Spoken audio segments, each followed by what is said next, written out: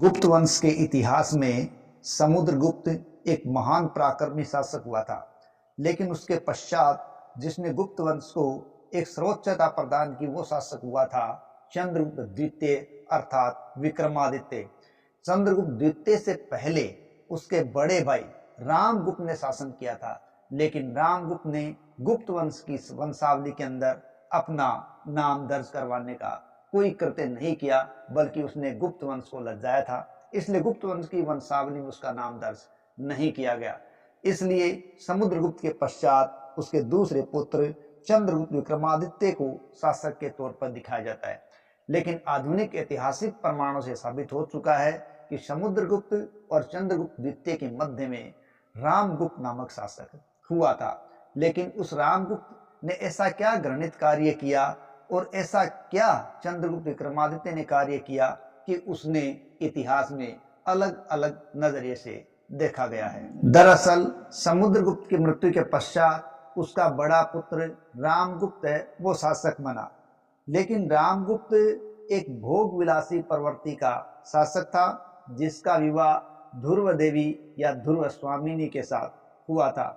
भोग विलासी प्रवृत्ति के कारण उसने राज कार्य की उपेक्षा कर रखी थी, जिसके कारण गुप्त वंश है या यूं कहीं गुप्त साम्राज्य है वो डामाडोल होने लगा था और गुप्तों के जो शत्रु थे वो अपना सर उठाने लगे थे। और ऐसी दुर्बल स्थिति का फायदा उठाया शक शासकों ने, और इसी रामगुप्त की इस दुर्बलता पर शक शासक ने आक्रमण कर दिया था। तो दोनों के बीच संघर्ष हुआ। इस संघर्ष के अंदर शकों का पलड़ा भारी रहा और रामगुप्त का पलड़ा दुर्बल अर्थात कमजोर साबित हुआ, और रामगुप्त ने शक शासक से संधि करके अपना पीछा छुड़ाया।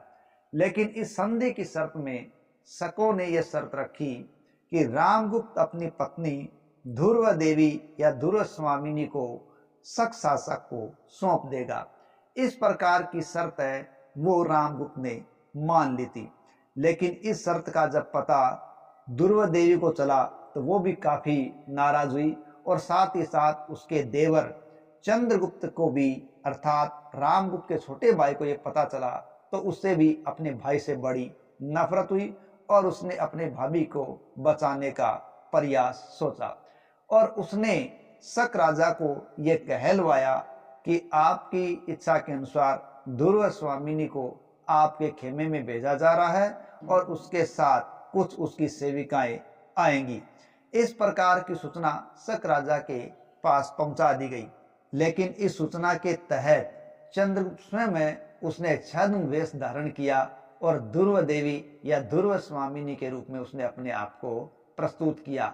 उसने वेश बदलकर शक राजा के खेमे में प्रवेश कर लिया और शक राजा के खेमे में प्रवेश करके उसने शक राजा की हत्या कर दी, और उसके साथ बाहर आए हुए प्रजाजनों ने या सेना ने शकों की सेना पर आक्रमण कर दिया और उसको हरा दिया। इस प्रकार शक राजा मारा गया और शकों की सेना भागने के लिए मजबूर हो गई, और चंद्रगुप्त है वो इस प्रकार अपनी भाभी की इज्जत बचाने में सफल रहा।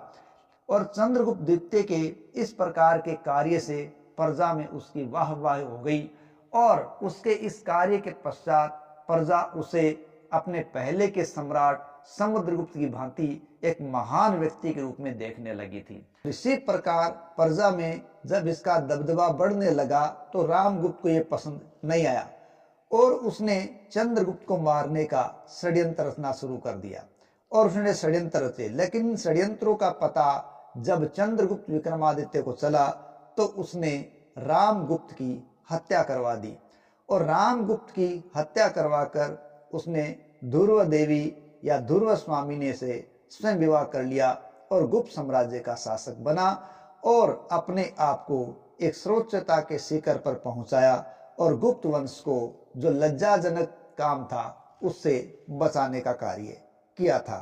चंद्रगुप्त के द्वारा अपनी भाभी को बचाने के बारे में जानकारी देवी चंद्रगुप्तम नामक रचना से मिलती है, जो कि विशाखदत्त के द्वारा रचित एक नाटक माना गया है। इसके अलावा रामगुप्त की ऐतिहासिकता के भी कई प्रमाण दिए जा सकते हैं। जिनके अंदर संजन ताम्रपत्र है और कांबे और सांगली के ताम्रपत्र है, दुर्जनपुर जैन मूर्ति अभिलेख है, रामगुप्त की मुद्राएं हैं। इनसे पता चलता है कि चंद्रगुप्त से पहले शासक रामगुप्त था और उसने गुप्त वंश को लज्जाने का कार्य किया था और इसी कार्य के कारण चंद्रगुप्त द्वितीय ने उसे हटाया रास्ते से और अपनी भाभी से विवाह किया और गुप्त वंश के अंदर एक अच्छा शासक साबित हुआ। जय हिंद, जय भारत।